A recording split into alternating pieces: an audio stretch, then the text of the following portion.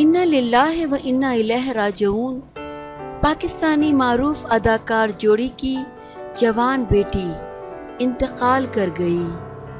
पाकिस्तानी मारूफ अदाकार अपनी जवान बेटी के इंतकाल पर गम से निढाल।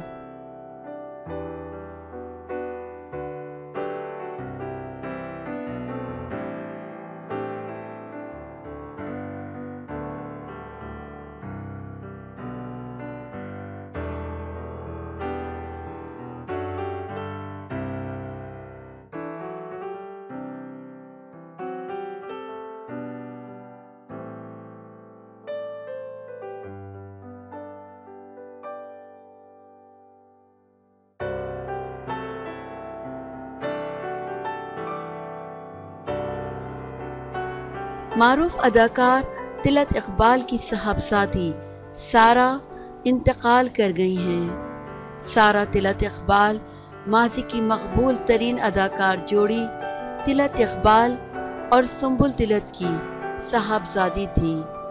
सारा तिलत तवील अरसे से अलील थी। तवील अलालत के बाद गुज़िश्ता रोज़ वो दार फ़ानी से कूच कर गईं।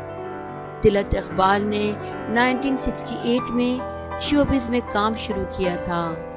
टीवी ड्रामों के साथ फिल्मों में भी अदाकारी की। उन्होंने अपने वक्त की तमाम अच्छी अदाकाराओं रूही बानो, शबनम, बाबरा शरीफ, दीबा बेगम और खालदा रियासत के साथ अदाकारी की।